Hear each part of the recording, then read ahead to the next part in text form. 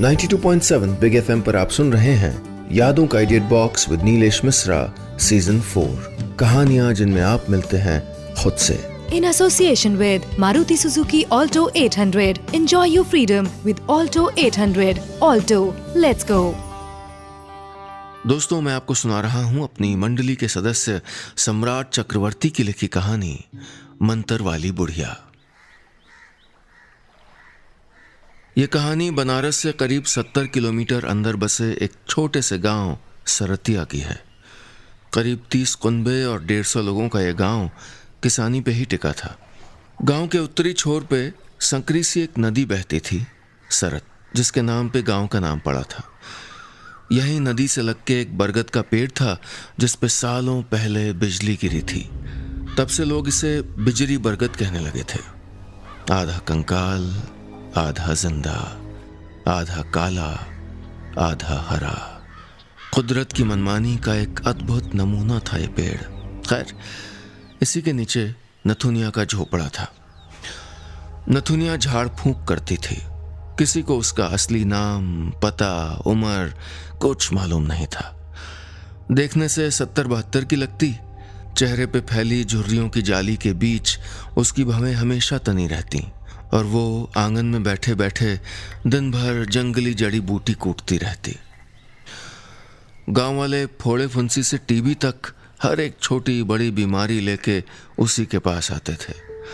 उनका मानना था कि जिस मर्ज की दवा वैद हकीमों के पास नहीं है, उसका भी इलाज नथुनिया के मंतर में है। थोड़ा झुक के चलती थी नथुनिया, मानो लोगों के भरोसे का बोझ अपनी पीठ पे लाद लिया हो। किसी से सरोकार नहीं था, पर किसी को खाली हाथ लौटाती भी नहीं थी। नथुनिया झाड़ने का पैसा नहीं लेती थी। गांव वाले अपनी मर्जी से सेर भर चावल, पाव भर आलू बैंगन दे देते तो रख लेती। आगे पीछे उसका कोई था नहीं, तो इसी से उसका गुजारा चल जाता। ये सच है कि झाड़ फूंक अंधविश्वास ही है, पर जिनके पास न हेल्थ सेंटर है, न दवाइयाँ, न एम्बुलेंस है, न डॉक्टर, उन्हें जिंदा रहने के लिए किसी तरह की उम्मीद की ज़रूरत तो होती होगी ना। तो वो अपना भगवान, अपनी आस्था, अपनी मान्यताएं खुद बना लेते हैं। जैसा कि माना जाता है, झाड़ने की प्रक्रिया में मरीज की बीमारी का कुछ हिस्सा ओझा या उसके परिवार पे आ जाता है। पर नथुनिया इन सब बातों की चिंता नहीं करती थी। वो दूसरों का इलाज करती। कभी कभी बीमार पड़ती तो एक आध दिन झाड़ फूंक बंद रखती, फिर ठीक होके दोबारा शुरू हो जाती। उस रोज जितुआ किसान खेत से लौटा तो देखा उसकी झोपड़ी अंधेरे में डूबी थी। उसने बाहर से अपनी औरत को आवाज लगाई, सरजू, ओ सरजू। किवाड़ खोल के सरजू हड़बड़ा के बाहर आई और भर्राई आवाज में बोली, देखा था नहीं का हो गई मुनिया के। सरजू की आवाज में छुपी दहशत जितुआ को छू गई। वो भाग के अंदर गया। दिए की टिमटिमाती रोशनी में उसने देखा उसकी 12-13 साल की लड़की मुनिया जमीन पे बेहोश पड़ी थी। उभरी हुई पसलियां धीरे धीरे ऊपर नीचे हो रही थीं। जितुआ का दिल डूबने लगा। अपने कलेजे के टुकड़े को इस हाल में देख के वो कुछ देर के लिए सुध-बुध खो बैठा। फिर अचानक जैसे उसको कुछ याद आया। किसी तरह मुनिया को गोद में उठा के वो बाहर आया और उत्तर की ओर भागने लगा। दरवाजा सटा के सरजू भी उसके पीछे पीछे हो ली। खाली झोपड़े में अकेला दिया कीचड़ से सने 2 कदमों के ताजे निशानों को घूरता रहा। नथुनिया उस वक्त अपने झोपड़े के आगे चारपाई पे लेटे लेटे तारों की पहेली सुलझा रही थी। तभी जितुआ हांफता हुआ वहां पहुंचा और मुनिया को जमीन पे लेटाते हुए बोला, हमार मुनिया के बचा लो नथुनिया। 92.7 बिग एफएम पर आप सुन रहे हैं यादों का edit box with Nilesh Mishra season 4। कहानियां जिनमें आप मिलते हैं खुद से। In association with Maruti Suzuki Alto 800. Enjoy your freedom with Alto 800. Alto, let's go. दोस्तों, मैं आपको सुना रहा हूं अपनी मंडली के सदस्य सम्राट चक्रवर्ती की लिखी कहानी मंतर वाली बुढ़िया। इस कहानी में अब तक आपने सुना, सरतिया गांव के लोग हर छोटी बड़ी बीमारी के इलाज के लिए नथुनिया के पास आते थे। नथुनिया एक बूढ़ी ओझा थी। ऐसी मान्यता थी कि झाड़ने की प्रक्रिया में मरीज की बीमारी का कुछ हिस्सा ओझा या उसके परिवार पे आ जाता है, इसलिए वो किसी से सरोकार नहीं रखती थी।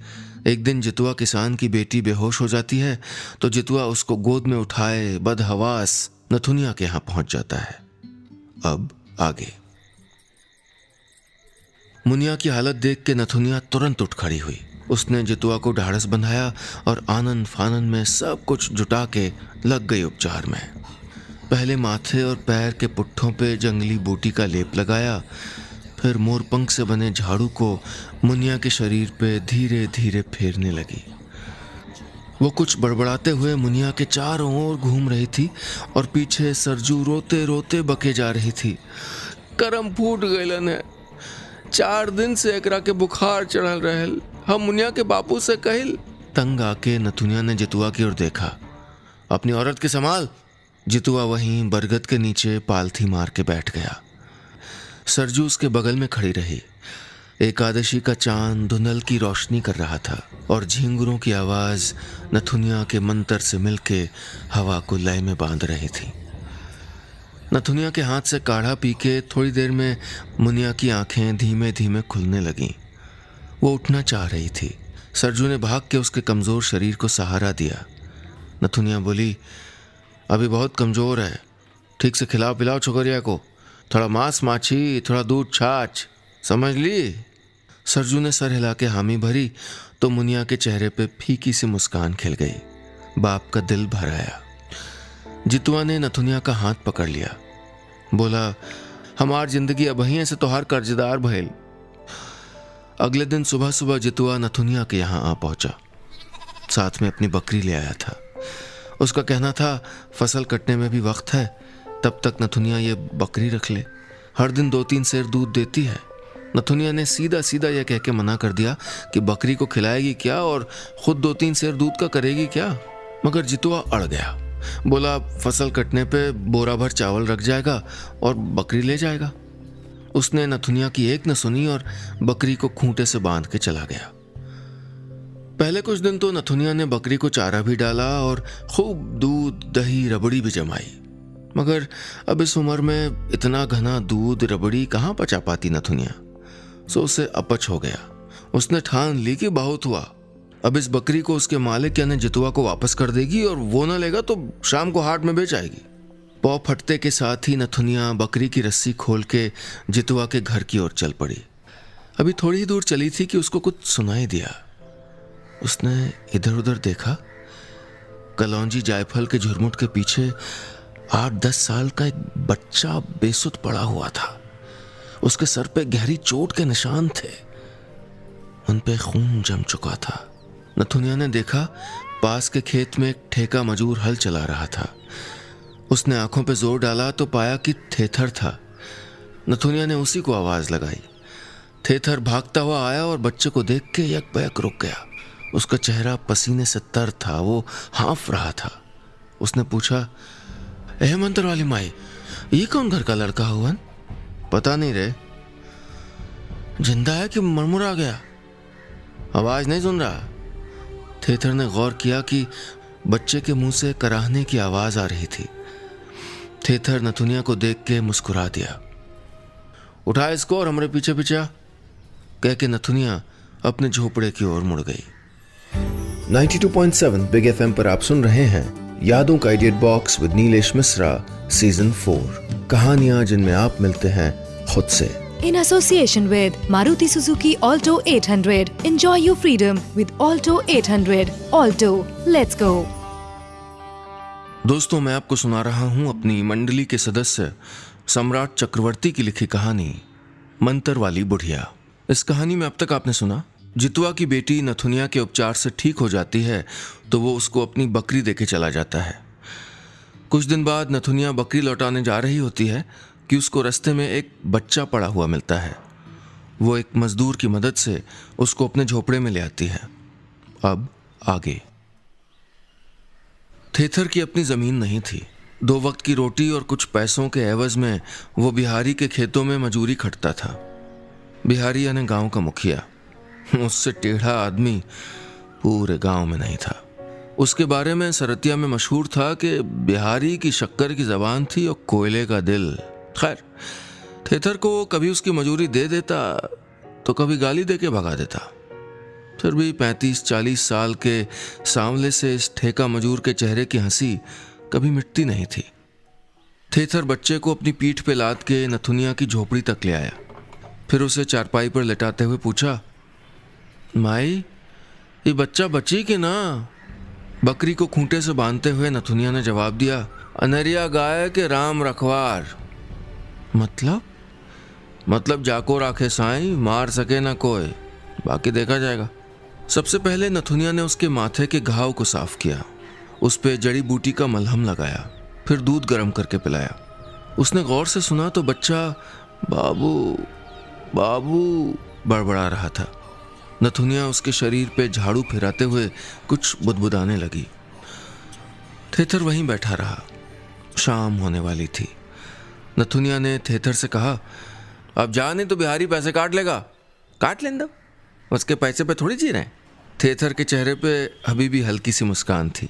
बड़ा जीवट है रे तू, कह के नथुनिया दोबारा बच्चे की तीमारदारी में लग गई और फिर धीरे धीरे बच्चे को होश आ गया। थेथर सर के ऊपर गमछा घुमा घुमा के नाचते हुए चला गया। नथुनिया को बच्चे की निक्कर की जेब में मटर के दाने मिले थे, सो उसने उसका नाम मटरू रख दिया। 2 दिन के उपचार के बाद मटरू बिस्तर छोड़ के खड़ा हुआ, पर ना तो वो ठीक से चल फिर पा रहा था, न ही उसकी जबान साफ हुई थी। अब ये तो तय था कि मटरू सरतिया गांव का नहीं था, पर उसके गांव का पता कैसे चले? नथुनिया ने सोचा, एक आध हफ्ते में मटरू पूरी तरह स्वस्थ हो जाएगा तो खुद ही सब कुछ बता पाएगा, और हो सकता है कि तब तक उसके घर वाले उसको यहाँ ढूंढते हुए पहुंच जाए। इस बीच गांव वालों का आना जाना लगा रहा। नथुनिया ओझा झाड़ फूंक के रोगों का इलाज करती रही और मटरू कोने में बैठ के एकटक सब देखता रहा। एक हफ्ते में मटरू चलने फिरने लगा। छोटे मोटे कामों में वो नथुनिया का हाथ बटाता, बकरी को चराने ले जाता, उससे अपनी ही भाषा में बातें करता। मटरू बकरी को बाबू कह के बुलाता। बकरी भी अब उसको पहचानने लगी थी। गांव के किनारे तीनों की एक अपनी अलग दुनिया बन रही थी। नथुनिया को शायद याद ही नहीं रहा कि एक ओझा का इस तरह संसारी नातों में फंसना ठीक नहीं था। उस दिन आंगन में बैठे बैठे मटरू छेना रोटी खा रहा था। नथुनिया की नजर उस पे पड़ी। काले घुंघराले बाल, बड़ी बड़ी आंखें, सोने सा रंग। एक ही गंजी निक्कर रोज रोज पहनने से जगह जगह से फट गई थी। वो बोली, जात तो बड़े लोगन की है, पर नसीब का गोबर से लिखवा के लाया है। जवाब में मटरू बस मुस्कुरा दिया। तभी थेथर आ पहुंचा। नथुनिया ने ही बुलवाया था उसको आंगन के आगे वाला हिस्सा साफ करवाने के लिए। थेथर आते ही काम पे लग गया। अब मटरू के रोटी कपड़े का भी इंतजाम नथुनिया को ही करना था, सो वो खुरपी लेके खुद ही बैठ गई बैंगन टमाटर के बीज बोने कि इसी से 2 पैसे कमा लेगी।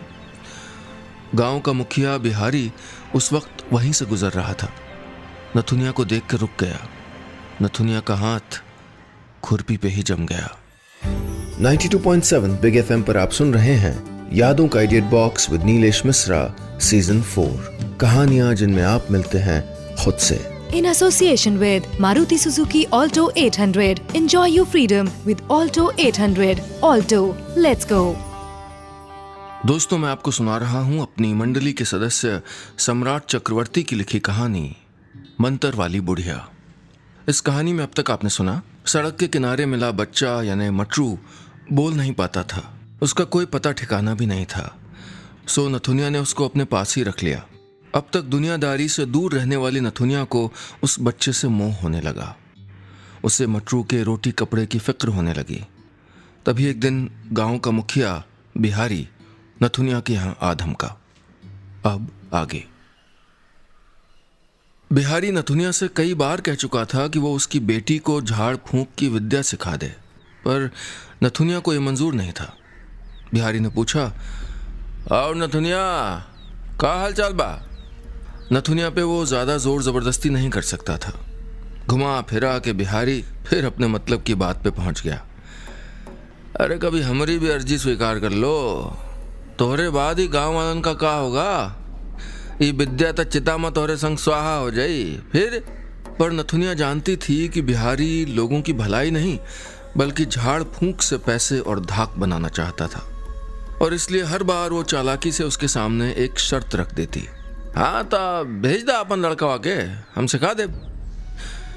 बिहारी ये बात अच्छे से जानता था कि ओझा को हमेशा जान का जोखिम रहता है, इसलिए वो कभी अपने बेटे को इसमें धकेलने के लिए तैयार नहीं होता। और नथुनिया भी इसी बात पे अड़ी थी कि सिखाएगी तो सिर्फ बिहारी के बेटे को, वरना नहीं। हार के इस बार भी बिहारी लौट आया। इधर सालों की बटोरी हुई पीर जो अब तक नथुनिया ने सबसे छुपा के रखी थी, उसे मटरू से बांटने लगी। शाम होते ही नथुनिया मिट्टी के बर्तन में नारियल के सूखे छिलके जला के उसमें कपूर और काले पत्थर का चूरा डालती। उसके धुएं से मच्छर भाग जाते थे। फिर ढिबरी की रोशनी में दोनों आमने सामने बैठते और नथुनिया अपने किस्सों का पिटारा खोलती। कैसे छोटी उम्र में उसका ब्याह हो गया था, 6 महीने में पति मर गया तो लोगों ने डायन नापन मरद के खा गई कह के उसको गांव से निकाल दिया था। मटरू चुपचाप सब सुनता। नथुनिया हंसती तो वो भी हंसता। पता नहीं उसे क्या समझ आता, पर कुछ याद करके नथुनिया का गला रुंध जाता तो वो भी फपक फपक के रोने लगता। नथुनिया का कलेजा मरोड़ उठता। उसे सीने से लगा के वो भी रोने लगती। फिर वो नथुनिया का गाल थपथपा के उसको चुप कराता। कभी मटरू और बाबू बिना बताए गायब हो जाते तो नथुनिया को बड़ी चिंता होती। वापस आने पे उसको खूब डांट लगाती। दरअसल अकेले रहने से डरने लगी थी अब वो। उसे पता ही नहीं चला कि वो कब इतनी कमजोर पड़ गई थी। उस सांझ नथुनिया अपनी जड़ी बूटी का झोला उठा के करिया कुम्हार के यहाँ पहुंची। उसको किसी विषैले सांप ने डस लिया था। करिया की बाईं एड़ी तब तक नीली पड़ चुकी थी। 3 घंटे की मेहनत के बाद जहर उतरा और उसको होश आया। पोटली भर के खीरा टिंडे लेके नथुनिया रात को अपने झोपड़े पे पहुंची तो देखा मटरू सो गया था। आधी रात को मटरू के कराहने की आवाज से नथुनिया की नींद खुली। उसने छू के देखा तो मटरू का बदन बुरी तरह तप रहा था। आंगन में ले जाने के लिए जैसे ही बिठाया उसको उल्टी होने लगी।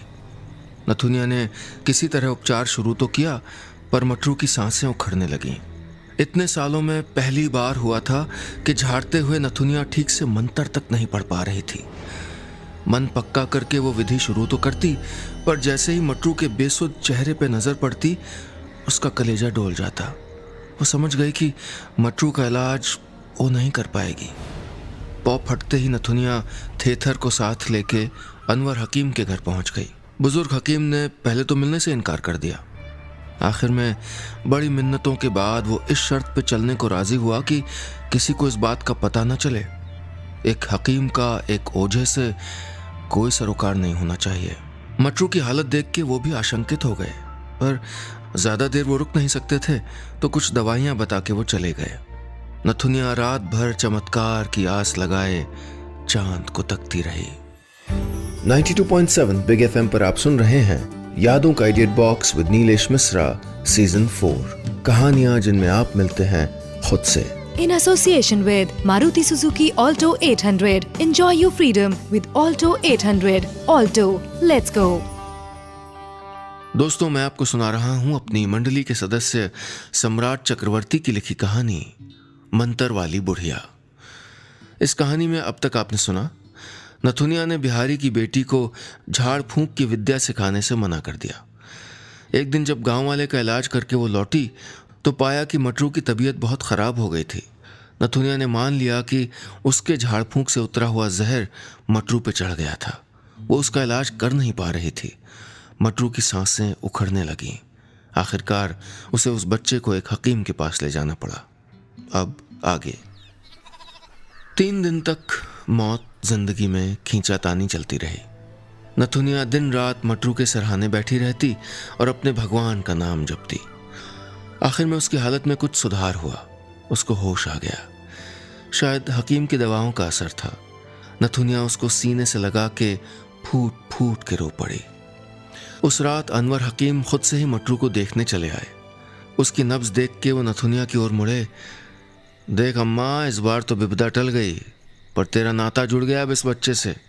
अब से ओझागिरी बिल्कुल छोड़ दे, वरना इसका क्या होगा समझ ले। इतना कह के वो चले गए। मटरू अब की बार तो जी गया, पर उसकी जान का डर नथुनिया के मन में घर कर गया। एक आध दिन में जैसे ही मटरू थोड़ा चलने फिरने लगा, नथुनिया ने उसको किसी बहाने से डांट डपट के झोपड़े से निकाल दिया। वो बोली, जा अपने घर जा। नहीं तो कौन और गांव जाके मर। पनौती बन के हमारे माथे पे चढ़ बैठा है। लेकिन लाख झटकने के बावजूद वो रोता बिलखता आसमान में ही पड़ा रहा। वो समझ ही नहीं पा रहा था कि अचानक अम्मा को हो क्या गया, या उससे क्या गलती हो गई थी। अंत में एक दिन नथुनिया के कहने पे थेथर भारी मन से मटरू को गांव के बाहर छोड़ आया। छोटी सी बकरी बाबू ने पूरे दिन घास को मुंह तक नहीं लगाया। नथुनिया चुपचाप लेटी रही।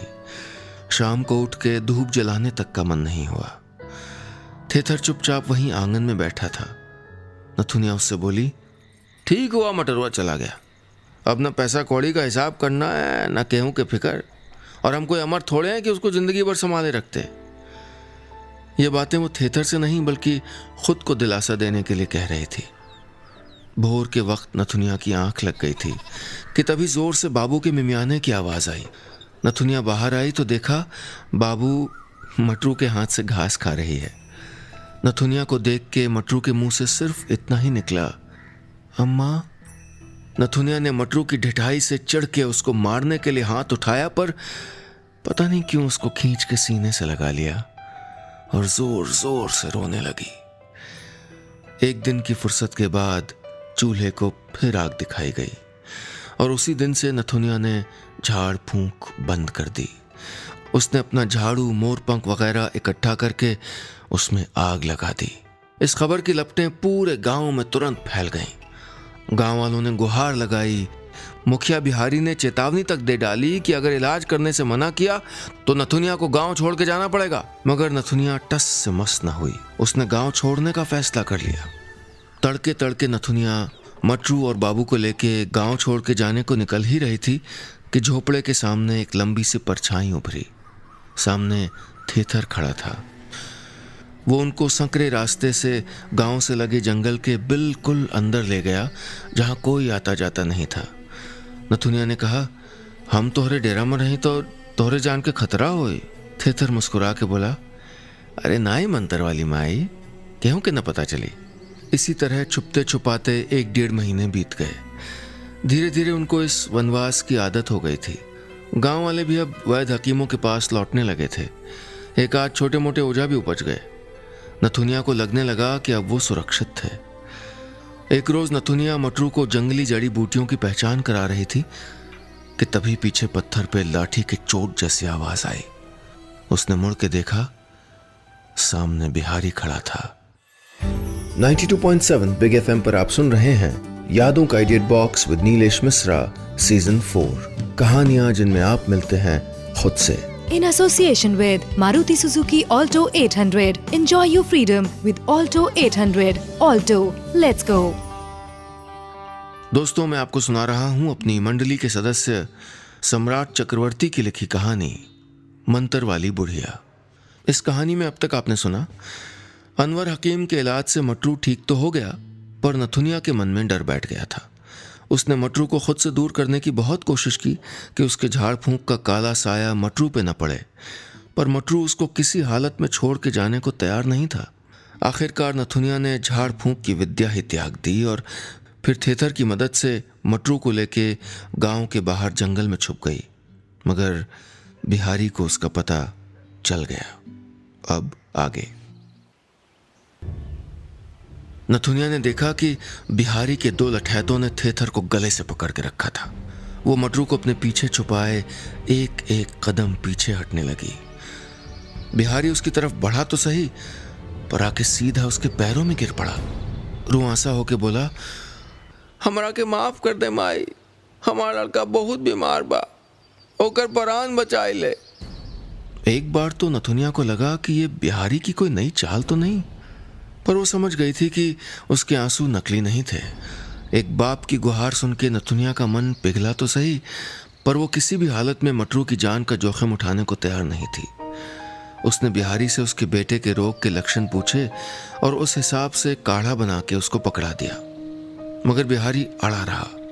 बोला, माई वैद्य हकीम सब चूक गए, अब तोहरे ही भरोसा बा, एक बार चल के देख ला। वो बोली, देख बिहारी, जब तक ये मटरू की जिम्मेवारी हम पे है, हम झाड़ू ना उठा पाएंगे। नथुनिया के संकल्प के आगे बिहारी को घुटने टेकने पड़े। उसे गुस्सा आ रहा था, पर वो बेबस था। काढ़ा लेके वो लौट गया। पर नथुनिया ने तय कर लिया कि अगली सुबह मटरू को साथ लेके वो गांव छोड़ देगी। अब यहां रुकना खतरे से खाली नहीं था। अगली सुबह नथुनिया उठी तो मटरू उसके बगल में नहीं था। एक पल को उसके सीने में धक सा हुआ। फिर लगा कि मटरू शायद बाबू को चराने ले गया होगा। पर बाहर आई तो देखा बाबू अपने खूंटे से बंधी हुई थी। उसकी जान सूख गई। शाम तक नथुनिया जंगल में मटरू को तलाशती रही। थेथर को भेजा गांव में पूछताछ करने के लिए, पर उसका कहीं पता नहीं चला। नथुनिया का दिल बैठने लगा। उसने खुद को संभालने की बहुत कोशिश की, पर आंसू थे कि थमते ही नहीं थे। ये सब बिहारी का किया धरा है, वो बार बार यही बड़बड़ा रही थी। जब रात तक मटरू नहीं लौटा तो थेथर ने उसको समझाने की कोशिश की कि मटरू जैसे एक दिन अचानक आया था वैसे ही अचानक चला भी गया। वो मान चुका था कि अब मटरू वापस नहीं आएगा। नथुनिया ने कोई जवाब नहीं दिया। उसने खुद को नियति के हवाले कर दिया था। बिहारी दोबारा नथुनिया से मिलने आ गया। बोला, तू फिक्र मत कर माई, हम अपन कुल आदमी लगा दे मटरू के ढूंढने में। एक दफे हमारे लड़का के ठीक करते, मटरू के हम ले आई। नथुनिया ने सीधा बिहारी की आंखों में देखा तो उसने नजरें नीचे कर ली। थेथर को ताज्जुब हो रहा था कि जिस बिहारी को अब तक नथुनिया कोस रही थी उसकी बात वो कैसे मान गई। उसने देखा नथुनिया ने चुपचाप अपना झोला टांगा और झाड़ू उठा के बिहारी के पीछे पीछे चली गई। देर रात तक वो बिहारी के बेटे को झाड़ती रही, फिर घर लौट आई। थेथर जाग रहा था। नथुनिया ने उससे बस इतना ही कहा, बिहारी ने हमारे मटरू को हमसे छीन के ठीक नहीं किया। इधर बिहारी बाकी की रात अपने बेटे के बगल में बैठा उसके सर पे हाथ फेरता रहा। उसके बेटे की सांसों की आवाज उसके कानों तक आ रही थी, पर अब उसकी हालत पहले से बेहतर थी। रात न जाने कब दिन में बदल गई। सुबह की पहली किरण के साथ बाबू में मियाँ उठी। उसके सामने मटरू खड़ा था। नथुनिया आंगन में सो रही थी और थेथर का कहीं अता पता नहीं था। इधर दीवार पे टेक लगाए न जाने कब बिहारी की आंख लग गई थी। उसका हाथ अब भी उसके बेटे के बर्फ बन चुके माथे पे था। बिहारी को पता ही नहीं चला कि कब उसके बेटे की सांसों की आवाज उसके कानों तक पहुंचनी बंद हो गई थी। मटरू ने पुकारा, अम्मा, ए अम्मा। उसको जगाने के लिए अब की बार उसको धकेला तो नथुनिया का निर्जीव शरीर एक ओर लुढ़क गया। वो हमेशा के लिए सो चुकी थी। इस पट को उगते सूरज के हवाले कर मटरू बाबू को साथ लेके सरत की ओर बढ़ चला। सरत, वो सकरी सी नदी जिस पे इस गांव का नाम पड़ा था, सरतिया। बस इतनी सी थी ये कहानी। दोस्तों, कहीं जाइएगा नहीं, क्योंकि थोड़ी देर में वापस आता हूं लेके आपका पुराना पसंदीदा ऑडियो पोस्टकार्ड। सुनते रहिए यादों का edit box with Nilesh Mishra season 4, कहानियां जिनमें आप मिलते हैं खुद से, सिर्फ 92.7 बिग FM पर।